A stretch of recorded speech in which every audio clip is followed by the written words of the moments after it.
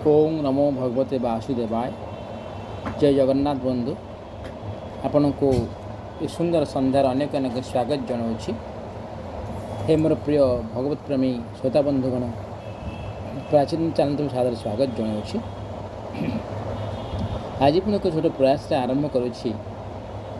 श्रीमद् भागवत महापुराण श्रीजुक्त सम्मान्य भावग्राही मिश्र द्वारा रचित लिखित श्रीमद् भागवत महापुराण का अध्ययन बाहर। श्रीमद् भागवत महापुराण एभली भाव विचार एभली भाव लिखा जाइछि जहाँकि सरल और सुंदर शोभनीय भाव वर्णना करा जाइछि, जहाँकि सुंदर भाव समस्ते बुझीपारे सुझीपारे। यह एक महान ग्रंथ जहाँकि आम जीवन को सरस सुंदर कर दिए, ता नुहे ता सहित शिक्षा और ज्ञान भरा आमको विपद आपद रक्षा भी करें। ज्ञान और दिग्दर्शन देवारे भी कुंठाबोध नाही और आत्मदर्शन करिबारे भी कुंठाबोध नाही। आत्मोद्धार करिबार सहज मार्ग कहले अत्युक्ति हेब नाही। कहीं ना जे पढ़ीदे और शुणीदे आत्मोद्धार हो जाए, आ कौन स्थिति ना। तपस्या करने पड़े, जप करने पड़े, साधना करने पड़े, उपवास रहा पड़े। लेकिन ना उपवास रहा पड़े, ना साधना करने पड़े, ना जप करने पड़े, खाली शुणा पड़े। खाली शुणीदे आम आत्मोद्धार हो जाए। कहीं मन और प्राण सदाबले भगवान चरणाबिंदे मन को निवेश कर दिए। तेणु यदि सुंदर सुमधुर वाणी और कौन से ना। आसतु प्रभुंकर से दिव्य नाम को स्मरण करवा, तापर आरंभ करवा श्रीमद् भागवत महापुराण। ओम नमो भगवते नरसिंहाय नमस्ते तेजसे आविर्भाव विभव पदन्नदट्टकर्माशा रंध रंधतमगसग स्वाहा अभयमभयमात्मने भूयिष्ठं क्रम श्रीमद्भागवत। ओं नारायणं नमस्कृतं नरं चैव नरोत्तमं देवीं सरस्वती व्यासं ततो जयमुदीरयेत्। मूकं करोति वाचालं पङ्गुलं हेयदिगिरिं जगत्कृपातमहं वन्दे परमानन्दमाधवं। निगमकल्पगलितं फलसुखादमृतसंयुक्तं पिबत भागवतं रसमालं मुहुरो रसिका भुवि भावुकाः। गोविन्द गोविन्द गोविन्द पदुगलुचि मकरंद पान करी हेले तरिले ब्रज नारी। से ब्रज नारी पयरे मन मो थाऊ निरंतरे, मन मो निरंतरे थाऊ। आकृष्ण बोली जीव जाऊ, आकृष्ण बोली जाऊ जीव। मत उधर राधाधव, मत उधर राधाधव, मत उधर राधाधव। हरि बोल हरि बोल। नंद भगवान श्री कृष्ण को जय हो। शरण प्रभु शरण प्रभु। सागर पेतवात्म अंतर्जामी जगतर कल्याण हो। समस्ते भल हंतु, भल करंतु, समस्ते सुस्थ निरामय जीवन यापन करंतु। ये विनती कर निवेदन कर महाप्रभु। ये अंतर्जामी समस्त कल्याण हो, समस्त कल्याण हो, समस्त कल्याण। ये मोर प्रिय भगवत श्रोता बंधुगण, आपण मानकु प्रणाम जनाऊँगी, भगवान को प्रणाम जनाऊँगी। आज एक सुंदर संध्या, प्रभुंकर दिव्य दर्शन, दिव्य कथा आज आम शुणुचे। कहीं महान ग्रंथ, महान गाथा, महान पवित्र कथा और कौन से ना जहाँकि आत्मोद्धार पुण्य पुण्य प्रदान महापुण्य प्रदान करे। ये माँ चैनल माँ द्वारा आदृत शिष्य सदाबले चाहती जे भगवान कथा टी समस्त कान में पहुँची देवाई। आज आज ये मन भी दुखित होची। मन सदाबले चाहे माँ सहित रही, माँ को पाखे पाखे रही, माँ को पणत कानी घोड़े होगापाई। सी आज अच्छा सत किंतु चाह पारना जे कथा कहवाई आपण मान पाखे ये संबंध पहुँचापी। जे अधम ये अकिंचन दासन दास सारा किंकर हो आपण मान पहुँची। आपण मान आशीर्वाद ही ये अधमर काम्य। आपण मान आशीर्वाद करंतु टे आपण पाखे पुणी पहुँचे, आपण मान पाखे से कथा को श्रवण करदेवे, शुणईदेवे। यह ही आपण पाखे अधम विनती करुच्ची, अनुरोध करुच्ची। भगवान प्रभुंकर चरणाबिंद अनुरोध करुच्ची। ये महाप्रभु माँ गोटे सुस्थ कर दिंतु, निरामय कर दिंतु। ये भाव में आपणकर गाथा को समस्त पार पहुँचे पारे। आसतु बंधु, जहाँ कहली तो कहली आम शुणा आज प्रभुंकर अष्टम अध्याय नारायण कवचर उपदेश। नारायण कवच एभली एक कवच जीवन को सब विपद उद्धार करे बोली जहाँ उल्लेख करा जाइछि। आसन्तु आमे नारायण कवचर कथा सुनिबा। राजा राज उवाच यथा गुप्तः सहस्राख्यः सवाहन निपुसैनिकान् क्रीडन्नाव विनिर्जित्य त्रिलोक्या बभूजे श्रियम् भववस्तजन्माख्याहि वर्म नारायणात्मकं यथा तथा येनः शत्रुन् येन गुप्तो जनन्मुधि। ये राजा पचारिले हे महर्षि देवराज इंद्र जहाँ द्वारा सुरक्षित होई शत्रुंकर चतुरागणी सेना को अनायास जय कर तीन भुवन राजलक्ष्मी उपभोग कले। आपण से नारायण कवच विषय शुणु कहीं आउ से द्वारा सुरक्षित होई आक्रमणकारी शत्रु को किपरि परास्त कले ताहा मध्य कहतु। कहना देवराज इंद्र नारायण कवच पढ़ी से छन जन गोपलक्ष्मी परापत हो सब शत्रु मान सुरक्षित रखी कहते। सुखदेव उवाच ब्रूत पुरोहितस्त्वाष्ट्रो महेन्द्राय नृपुच्यते नारायणाख्यं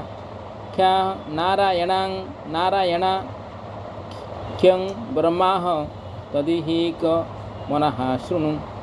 श्री सुखदेव कहले देवता माने पुरोहित रूपे विश्वरूप को वर्ण कलारू इंद्र द्वारा पचरा जीवारू से संयमी ब्राह्मण तांको नारायण कवच संबंध उपदेश देले। ताहा तुम एकाग्र चित्तरे श्रवण कर। विश्वरूप उवाच धौताग्रिं पाणिराचम्य सपवित्र उदन्मुखः कृतस्वांग करन्यासो मंत्राभ्यां वाग्यता शुचिः नारायणमयं वर्म सन्नहेद भय आगते पादयोर्जानुन्नो रुद्रे हृदय थोरसी मुखे शिरस्या नृपपूर्व्यां दोंकारा दीन विन्यसते। ओं नमो नारायणायति विपर्जय मथापि वा। विश्वरूप कहले भयर अवसर उपस्थित हेले नारायण कवच धारण करी शरीर को सुरक्षित करदेवा उचित। तार विधि प्रथमे हाथ पाद आदि धोई उत्तरमुख आसन रे बसी आचमन करी कुशबटु धारण करिवो। कवच धारण जाए किसी कथा न कही पवित्र भावे ओं नमो नारायण ओं नमो भगवते वासुदेवाय ये मंत्र द्वारा हृदंगादि अंगन्यास तथा करन्यास करिवो। प्रथमे ओं नमो नारायणाय अष्टाक्षर मंत्रर ओं आदि 8 अक्षर को पाद आंठू जंघ पेट हृदय वक्षस्थल मुख और शिर न्यास करिवो। अर्थात पूर्वोक्त मंत्रर यकार ठारू ओंकार पर्यंत 8 अक्षर को शिरु आरंभ करी से 8 अंगरे विपरीत क्रम न्यास करिवो। तत्पर ओं नमो भगवते वासुदेवाय यही द्वादशाक्षर मंत्र को ओं आदि 12 अक्षर को डाहाण तर्जनी ठारू बाम तर्जनी पर्यंत 2 हाथर 8 अंगुठी 2 हाथर 8 आंगुली और 2 वृद्धांगुष्ठर 2 पदरे न्यास करिवो। पुणी ओं विष्णवे नमः मंत्रर ओं को हृदय बी को ब्रह्मरंध्र स को भ्रूलता मझिरे न को शिखारे बे को 2 नेत्र और 9 को शरीर सबु कंठे न्यास करिवो। तापरे ओं मह अस्त्राय फट कही दिग्बंधन करिवो। यही विधि जाने पुरुष यही रूपे न्यास कले शिष्यंग मंत्र स्वरूप हो जाए। या समस्त ऐश्वर्य धर्म यश लक्ष्मी ज्ञान और वैराग्य परिपूर्ण निष्ठा भगवान ध्यान कर निजक तदनुरूप चिंतन कर विद्या तेज और तप्त स्वरूप ये कवच कथा गाथा पाठ कर ଭଗବାନ ଶ୍ରୀହରି ଗରୁଡ଼ଙ୍କ ପୀଠରେ ଚରଣ କମଳ ସ୍ଥାପନ କରିଛନ୍ତି। ଆଣିମାଦି ଅଷ୍ଟସିଦ୍ଧି ତାଙ୍କ ସେବାରେ ମଗ୍ନ ହୋଇଛି। ଅଷ୍ଟଭୁଜରେ ଶଙ୍ଖ ଚକ୍ର ଢାଲ ଖଣ୍ଡା ଗଦା ବାଣ ଧନୁ ଓ ପାଶ ଧାରଣ କରିଛନ୍ତି। ସେ ଓଙ୍କାର ସ୍ୱରୂପ ପ୍ରଭୁ ସବୁ ପ୍ରକାର ସବୁଆଡ଼ୁ ମୋର ରକ୍ଷା କରନ୍ତୁ। ମତ୍ସ୍ୟରୂପୀ ଭଗବାନ ଜଳପତିରେ ଥିବା ଜଳଜନ୍ତୁଙ୍କ ଠାରୁ ଓ ବର୍ଣ୍ଣପାଶରୁ ମୋର ରକ୍ଷା କରନ୍ତୁ। ବ୍ରହ୍ମଚାରୀ ବେଶଧାରୀ ଭଗବାନ ବାମନ ତଳରେ ଓ ବିଶ୍ୱରୂପ ତ୍ରିବିକ୍ରମ ଆକାଶରେ ମୋତେ ରକ୍ଷା କରନ୍ତୁ। ଯାହାଙ୍କ ଅଟ୍ଟହାସରେ ସବୁଦିଗ ପ୍ରଧ୍ୱନିତ ହୋଇଥିଲା ଓ ଗର୍ଭବତୀ ଦୈତ୍ୟପତ୍ନୀଙ୍କର ଗର୍ଭପାତ ହୋଇଯାଇଥିଲା, ସେହି ଦୈତ୍ୟରାଜଙ୍କ ଶତ୍ରୁ ଭଗବାନ ନୃସିଂହ ଦୁର୍ଗ ଜଙ୍ଗଲ ରଣଭୂମି ଆଦି ଭୟଙ୍କର ସ୍ଥାନରେ ମୋତେ ରକ୍ଷା କରନ୍ତୁ। ଦାନ୍ତ ଉପରେ ପୃଥିବୀକୁ ଧରିଥିବା ଯଜ୍ଞ ମୂର୍ତ୍ତି ବରାହ ଭଗବାନ ମାର୍ଗରେ ପରଶୁରାମ ପର୍ବତ ଶିଖରରେ ଓ ଲକ୍ଷ୍ମଣଙ୍କ ସହ ଭରତ ଅଗ୍ରଜ ଭଗବାନ ଶ୍ରୀରାମଚନ୍ଦ୍ର ପ୍ରବାସରେ ମୋର ରକ୍ଷା କରନ୍ତୁ। ନାରାୟଣ ମାରଣ ମୋହନ ଆଦି ଭୟଙ୍କର ଆଦି ଅଭିଚାର ସମୟରେ ଓ ଅନ୍ୟ ସବୁ ପ୍ରକାର ପ୍ରମାଦରୁ ମୋର ରକ୍ଷା କରନ୍ତୁ। ଋଷିପବର ନର ଗର୍ଭଧାରଣରୁ ଯୋଗେଶ୍ୱର ଦତ୍ତାତ୍ରେୟ ଯୋଗ ସାଧନରୁ ବିଘ୍ନରୁ ଓ ତ୍ରିଗୁଣାଧିପତି କପୁର କର୍ମବନ୍ଧରୁ ମୋତେ ରକ୍ଷା କରନ୍ତୁ। ପରମ ଋଷି ସନତ କୁମାର କାମଦେବ ଠାରୁ ଭଗବାନ ହୟଗ୍ରୀବ ପଥରେ ଚାଲିବା ବେଳେ ଦେବମୂର୍ତ୍ତିଙ୍କୁ ନମସ୍କାର ନ କରିବା ଅପରାଧରୁ ଭଗବାନ ହୟଗ୍ରୀବ ପଥରେ ଚାଲିବା ବେଳେ ଦେବମୂର୍ତ୍ତିଙ୍କୁ ନମସ୍କାର ନ କରିବା ଅପରାଧରୁ ଦେବସେନାରଦ ସେବା ଅପରାଧରୁ ଓ ଭଗବାନ କଚ୍ଛପ ସବୁ ପ୍ରକାର ନରକରୁ ମୋତେ ରକ୍ଷା କରନ୍ତୁ। କୁପେଥ ଭକ୍ଷଣରୁ ଭଗବାନ ଧନ୍ୱନ୍ତରୀ ଜିତେନ୍ଦ୍ର ଋଷଭଦେବ ସୁଖ ଦୁଃଖାଦି ଭୟଦାୟକ ଦ୍ୱନ୍ଦ୍ୱରୁ ଯଜ୍ଞ ଭଗବାନ ଲୋକାବାଦରୁ ପ୍ରଭୁ ବଳରାମ ମନୁଷ୍ୟକୃତ କଷ୍ଟ ଯନ୍ତ୍ରଣାରୁ ଓ ଶ୍ରୀ ଶେଷଜୀଉ କ୍ରୋଧବଶ ନାମକ ସର୍ପଗଣଙ୍କ ଠାରୁ ମୋତେ ରକ୍ଷା କରନ୍ତୁ। କୃଷ୍ଣାଦେପାନ ବ୍ୟାସଦେବ ଅଜ୍ଞାନରୁ ବୁଦ୍ଧଦେବ ପାଖଣ୍ଡ୍ୟଙ୍କ ଠାରୁ ଓ ପ୍ରମାଦରୁ ମୋତେ ରକ୍ଷା କରନ୍ତୁ। ପାପବହୁଳ କଳିକାଳର ଦୋଷରୁ ମୁକ୍ତ କରି ଧର୍ମ ରକ୍ଷା କରିବାରେ ମହାନ ଅବତାର ଗ୍ରହଣ କରିଥିବା ଭଗବାନ କଳ୍କି ମୋତେ ଦୟା କରନ୍ତୁ। ପ୍ରାତଃକାଳରେ ଭଗବାନ କେଶବ ଗଦା ଦ୍ୱାରା କିଛି ସମୟ ପରେ ବଂଶୀଧାରୀ ଗୋବିନ୍ଦ ଦ୍ୱିପହର ପୂର୍ବରୁ ଭଗବାନ ନାରାୟଣ ତାଙ୍କ ତୀକ୍ଷ୍ଣ ଶକ୍ତି ଦ୍ୱାରା ଓ ଦ୍ୱିପ୍ରହର ସମୟରେ ଭଗବାନ ବିଷ୍ଣୁ ଚକ୍ରରା ସୁଦର୍ଶନ ଧାରଣ କରି ମୋତେ ରକ୍ଷା କରନ୍ତୁ। ତୃତୀୟ ପହରରେ ମଧୁସୂଦନ ତାଙ୍କ ପ୍ରଚଣ୍ଡ ଧନୁ ଧାରଣ କରି ସନ୍ଧ୍ୟା କାଳରେ ବ୍ରହ୍ମାଦି ତ୍ରିମୂର୍ତ୍ତିଧାରୀ ମାଧବ ସୂର୍ଯ୍ୟାସ୍ତ ପରେ ହୃଷିକେଶ ତାପଠାରୁ ଅର୍ଦ୍ଧରାତ୍ରି ପର୍ଯ୍ୟନ୍ତ ଭଗବାନ ପଦ୍ମନାଭ ମୋତେ ମୋର ରକ୍ଷା କରନ୍ତୁ। ରାତ୍ରିର ତୃତୀୟ ପହରରେ ଶିବଚ୍ଛ ଲାଞ୍ଚନ ଶ୍ରୀହରି ଉଷାକାଳରେ ଖଡ଼ଗଧାରେ ଜନାର୍ଦ୍ଦନ ସୂର୍ଯ୍ୟୋଦୟର କିଛି ପୂର୍ବରୁ ଶ୍ରୀ ଦାମୋଦର ଓ ଠିକ୍ ସନ୍ଧ୍ୟାବେଳେ କାଳମୂର୍ତ୍ତି ବିଶ୍ୱେଶ୍ୱର ମୋତେ ରକ୍ଷା କରନ୍ତୁ। ଏହି ସୁଦର୍ଶନ ଚକ୍ର ଆପଣଙ୍କର ପରିଧି ଅତି ସୂକ୍ଷ୍ମ ଓ ଯୁଗାନ୍ତ ଅନଳସମ ଅତି ତେଜିୟାନ। ଆପଣ ଭଗବାନଙ୍କ ପ୍ରେରଣାରେ ସମଭାବରେ ସବୁବେଳେ ଘୁରୁଛନ୍ତି। ଅନିଳ ସହାୟତାରେ ସୂକ୍ଷ୍ମ ଘାସ କୁଟାକୁ ଜାଳିଦେଲା ପରି ଆପଣ ଶୀଘ୍ର ଆମ ଶତ୍ରୁ ସେନାଙ୍କୁ ଜାଳି ଧ୍ୱଂସ କରିଦିଅନ୍ତୁ। କୁମାଦେକୀ ଗଦା ଆପଣଙ୍କ ଠାରୁ ଛିଡ଼ିକି ଆସୁଥିବା ଅଗ୍ନିକଣାର ସ୍ପର୍ଶ ବଜ୍ର ପରି ଅତି ଅସହ୍ୟ।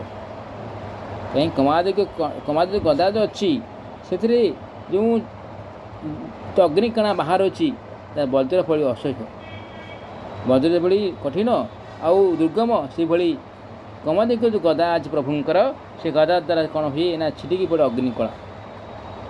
ଆପଣ ଭଗବାନଙ୍କ ପ୍ରିୟ, ମୁଁ ତାଙ୍କର ସେବକ, ତେଣୁ ଆପଣ ପୁଷ୍ପାଣ୍ଡ ବିନାୟକ ଯକ୍ଷ ରାକ୍ଷସ ଭୂତାଦିଗ୍ରହଙ୍କ ସହିତ ଆମ ଶତ୍ରୁକୁ ବିଧ୍ୱସ୍ତ କରିଦିଅନ୍ତୁ। ଏ ଶଙ୍ଖଶ୍ରେଷ୍ଠ ଆପଣଙ୍କୁ ଭଗବାନ ଫୁଙ୍କିଲେ ଆପଣ ଭୟଙ୍କର ଶବ୍ଦ କରି ମୋର ଶତ୍ରୁଙ୍କ ହିଆକୁ ହଲଚଲ କରିଦେଇ ଯାଦୁଧାନ ପ୍ରମଥ ପ୍ରେତ ବିଛାଜାତି ଶୀଘ୍ର ଦୂରେଇ ଦିଅନ୍ତୁ। ହେ ଶଙ୍ଖଶ୍ରେଷ୍ଠ ଆପଣଙ୍କୁ ଭଗବାନ ଫୁଙ୍କିଲେ ଆପଣ ଭୟଙ୍କର ଶବ୍ଦ କରି ମୋର ଶତ୍ରୁଙ୍କୁ ବା ଶତ୍ରୁଙ୍କ ହିଆକୁ ହଲଚଲ କରିଦେଇ ଯାଦୁଧାନ ପ୍ରମଥ ପ୍ରେତ ପିଛାଦାଦୀଙ୍କୁ ଶୀଘ୍ର ଦୂରେଇ ଦିଅନ୍ତୁ। ଭଗବାନଙ୍କ ପ୍ରିୟ ଖଣ୍ଡା, ଆପଣଙ୍କର ଧାର ଅତି କ୍ଷମ। ଆପଣ ମୋର ପ୍ରଭୁଙ୍କ ପ୍ରେରଣାରେ ମୋ ଶତ୍ରୁମାନଙ୍କୁ ଛିନ୍ନ ଭିନ୍ନ କରିଦିଅନ୍ତୁ। ହେ ପ୍ରଭୁ ଢାଲ, ଆପଣଙ୍କଠାରେ ଚନ୍ଦ୍ରାକାର ମଣ୍ଡଳ ଅଛି। ଆପଣ ପାପ ଦୃଷ୍ଟିଯୁକ୍ତ ପାପାତ୍ମା ଶତ୍ରୁଙ୍କର ଚକ୍ଷୁ ବନ୍ଦ କରିଦେଇ ଅନ୍ଧ କରିଦିଅନ୍ତୁ। କିନ୍ତୁ ଆଦି ଭୟାବହ ଗ୍ରହ ଧୂମକେତୁ, ଦୁଷ୍ଟ ମନୁଷ୍ୟ, ସର୍ବାଦି ବିଷାକ୍ତ ଜନ୍ତୁ, ହିଂସ୍ର ତଥା ଦନ୍ତା ପଶୁ, ଭୂତ ପ୍ରେତାଦି ଯେଉଁ ସବୁ ପାପୀ ପ୍ରାଣୀ ଆମ୍ଭଙ୍କୁ ଭୟଭୀତ କରାଇ ଆମ୍ଭ ମଙ୍ଗଳ ବିଧାନରେ ବାଧା ଦେଉଛନ୍ତି, ଭଗବାନଙ୍କର ନାମ ରୂପ ଆୟୁଧର କୀର୍ତ୍ତନ କରିବା ଦ୍ୱାରା ସେମାନେ ତତ୍କାଳ ନଷ୍ଟ ହୋଇଯାଆନ୍ତି। ଛନ୍ଦମୟ ସାମବେଦୀୟ ସ୍ତୋତ୍ର ଦ୍ୱାରା ଯାହାଙ୍କର ସ୍ତୁତି କରାଯାଉଛି, ସେ ବେଦମୂର୍ତ୍ତି ଗରୁଡ଼ ବିଶ୍ୱକେଶନ ତାଙ୍କର ନିଜର ନାମଚାରଣ ପ୍ରଭାବରୁ ଆମ୍ଭଙ୍କୁ ସବୁ ପ୍ରକାର ବିପଦରୁ ରକ୍ଷା କରନ୍ତି। ଶ୍ରୀହରଙ୍କର ନାମ ରୂପ ବାହନ ଆୟୁଧ ଓ ଶ୍ରେଷ୍ଠ ପାର୍ଷଦମାନେ ଆମ୍ଭ ବୁଦ୍ଧି ଇନ୍ଦ୍ରିୟ ମନ ଓ ପ୍ରାଣକୁ ସମସ୍ତ ଆପତ୍ତିରୁ ରକ୍ଷା କରନ୍ତି। ସମସ୍ତ କାର୍ଯ୍ୟ କାରଣ ରୂପ ଯେଉଁ ଜଗତ ଅଛି, ସେସବୁ ପ୍ରକୃତିରେ ଭଗବାନ ହିଁ ଅଟନ୍ତି। ଏହି ସତ୍ୟ ପ୍ରଭାବରୁ ଆମ୍ଭ ଉପରେ ହେଉଥିବା ସମସ୍ତ ଉପଦ୍ରବ ନାଶ ହୋଇଯାଉ। ଯେଉଁମାନେ ବ୍ରହ୍ମ ଓ ଆତ୍ମାର ଏକତାକୁ ଅନୁଭବ କରିଛନ୍ତି, ସେମାନଙ୍କ ଦୃଷ୍ଟିରେ ଭଗବାନଙ୍କ ସ୍ୱରୂପ ସମସ୍ତ ଭେଦରହିତ ଅଟେ। ତଥାପି ସେ ପ୍ରଭୁ ମାୟାଶକ୍ତି ଦ୍ୱାରା ଭୂଷଣ ଆୟୁଧ ରୂପମୟ ଶକ୍ତିକୁ ଧାରଣ କରିଥିବା ତଥା କଥା ସତ୍ୟ ଅଟେ। ଏହି କାରଣରୁ ସର୍ବଜ୍ଞ ସର୍ବବ୍ୟାପକ ଭଗବାନ ଶ୍ରୀହରି ସଦାସର୍ବଦା ସେସବୁ ସ୍ୱରୂପ ଦ୍ୱାରା ଆମ୍ଭର ରକ୍ଷା କରନ୍ତୁ। ନିଜର ଭୟଙ୍କର ଅଟ୍ଟହାସ ଦ୍ୱାରା ସମସ୍ତଙ୍କର ଭୟ ଦୂର କରିଥିବା ଓ ନିଜ ତେଜ ଦ୍ୱାରା ସମସ୍ତ ତେଜକୁ ହୀନ କରୁଥିବା ଭଗବାନ ନୃସିଂହ ଦିଗ ବିଦିଗରେ ଉପରେ ତଳେ ଓ ବାହାରେ ଭିତରେ ସବୁଆଡ଼େ ଆମ୍ଭର ରକ୍ଷା କରନ୍ତୁ। ହେ ଦେବେନ୍ଦ୍ର, ମୁଁ ତୁମକୁ ନାରାୟଣ କବଚ କଥା ଶୁଣାଇଲି। ଏହି କବଚ ଦ୍ୱାରା ତୁମ୍ଭେ ନିଜକୁ ସୁରକ୍ଷିତ କରିନିଅ। ତେବେ ତୁମ୍ଭେ ଅନାୟାସରେ ସମସ୍ତ ଦୈତ୍ୟ ଯୂଥପତିକୁ ଜୟ କରିପାରିବ। ଏହି ନାରାୟଣ କବଚକୁ ଧାରଣ କରୁଥିବା ପୁରୁଷ ଯାହା ଉପରେ ଦୃଷ୍ଟି ପକାଇ ଦିଏ ଆଉ ଯାହାକୁ ପାଦରେ ସ୍ପର୍ଶ କରିଦିଏ, ସେମାନେ ମଧ୍ୟ ସମସ୍ତ ଭୟରୁ ମୁକ୍ତ ହୋଇଯାଆନ୍ତି। ଯେଉଁ ଲୋକ ଏହି ବୈଷ୍ଣବୀ ବିଦ୍ୟା ଶିକ୍ଷା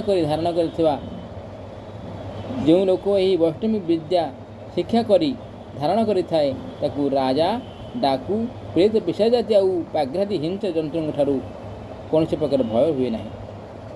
ପୁରା କାଳର ଗୋଟିଏ କଥା ଅଛି। ଜଣେ କୌଶିକୀ ଗୋତ୍ରୀ ବ୍ରାହ୍ମଣ ଏହି ବିଦ୍ୟା ଧାରଣ କରି ଏକ ମରୁଭୂମିରେ ଯୋଗ ଧାରଣା ଦ୍ୱାରା ଶରୀର ତ୍ୟାଗ କରିଥିଲେ। ତାଙ୍କ ମୃତ ଶରୀର ପଡ଼ିଥିବା ସ୍ଥାନର ଉପର ଆକାଶ ମାର୍ଗରେ ଦିନେ ଗନ୍ଧର୍ବରାଜ ଚିତ୍ରରଥ ତାଙ୍କ ସ୍ତ୍ରୀଙ୍କ ସହ ବିମାନରେ ବସି ଯାଉଥିଲେ। ଆକାଶ ମାର୍ଗରେ ଠିକ୍ ସେହି ସ୍ଥାନରେ ଉପରକୁ ଆସିଲା କ୍ଷଣି ସେ ଦୁହେଁ ତଳକୁ ଶିର କରି ବିମାନ ସହ ପୃଥିବୀ ଉପରେ ପଡ଼ିଗଲେ। ଏହି ଘଟଣାରେ ତାଙ୍କୁ ଭାରି ଆଶ୍ଚର୍ଯ୍ୟ ଲାଗିଲା। ଏହା ନାରାୟଣ କବଚ ଧାରଣ କରିବା ପ୍ରଭାବ ବୋଲି ବାଲଖିଲ୍ୟ ଋଷିମାନେ ତାଙ୍କୁ କହିବାରୁ ସେ ଗନ୍ଧର୍ବରାଜ ସେ ବ୍ରାହ୍ମଣ ଦେବତାଙ୍କ ଅସ୍ଥି ସେଠାରୁ ନେଇ ପୂର୍ବବାହିନୀ ସରସ୍ୱତୀ ନଦୀରେ ପକାଇ ନିଜେ ସ୍ନାନ କରି ତାଙ୍କ ପୁରକୁ ଗମନ କଲେ। ଦେଖନ୍ତୁ ନାରାୟଣ କବଚର ପ୍ରଭାବ କିଭଳି। ଭଗବାନ ନାରାୟଣଙ୍କ କବଚ କିଭଳି ଭାବେ ଶକ୍ତି ସମ୍ପନ୍ନ, କିଭଳି ଭାବେ ରୋଗ ଶୋକ ଭୟରୁ ବିନାଶ କରିଥାଏ। ଶ୍ରୀ ସୁଖଦେବ କହିଲେ, ପରୀକ୍ଷିତ, ଯେଉଁ ପୁରୁଷ ଏହି ନାରାୟଣ କବଚକୁ ସମାନ କଳରେ ଶୁଣେ ଓ ଆଦର ଶ୍ରଦ୍ଧାରେ ଏହାକୁ ଧାରଣ କରେ, ତାଙ୍କଠାରେ ସମସ୍ତ ପ୍ରାଣୀ ଶ୍ରଦ୍ଧାରେ ନତମସ୍ତକ ହୋଇଯାଆନ୍ତି ଓ ସବୁପ୍ରକାର ଭୟମୁକ୍ତ ହୋଇଯାଆନ୍ତି। ଶତକ୍ରତୁ ଇନ୍ଦ୍ର ଆଚାର୍ଯ୍ୟ ବିଶ୍ୱରୂପଙ୍କଠାରୁ ଏହି ବୈଷ୍ଣବୀ ବିଦ୍ୟା ପ୍ରାପ୍ତ ହୋଇ ରଣଭୂମିରେ ଅସୁରଙ୍କୁ ଜୟ କରି ତୈଳୋକ୍ୟ ଲକ୍ଷ୍ମୀର ଉପଭୋଗ କରିବାକୁ ଲାଗିଲେ। ଆଜି ଆମେ ଶୁଣିଲେ ଯେ ନାରାୟଣ କବଚର କିଭଳି ଭାବରେ ଆମକୁ ରକ୍ଷା କରୁଛି ସବୁ ଦିଗରେ। ସୁନ୍ଦର କଥା ଆଜି ଶୁଣିଲେ ନାରାୟଣ କବଚ। ଏଠି ପ୍ରଭୁଙ୍କୁ ବିରାମ ଦେବା। ଆସନ୍ତାକାଲି ସନ୍ଧ୍ୟାରେ ପୁଣି ଆପଣମାନଙ୍କ ସହିତ ଦେଖା ହେବ, କଥା ହେବା। ତାଦ୍ୱାରା ଏ ନିଜକୁ ଧନ୍ୟ ମନେ କରିବ, ଆପଣମାନଙ୍କ ସହିତ କଥୋପକଥନ ହୋଇବ।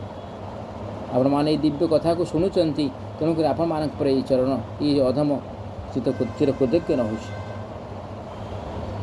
इति श्रीमद्भागवते महापुराणे पारमाञ्चं संहितां वार्षिकीं षष्ठस्कन्धे नाम अष्टमोऽध्यायः। हरि ओं तत्सत्, हरि ओं तत्सत्, हरि ओं तत्सत्। बंधु नमस्कार। जय जगन्नाथ, जय जगन्नाथ, जय जगन्नाथ।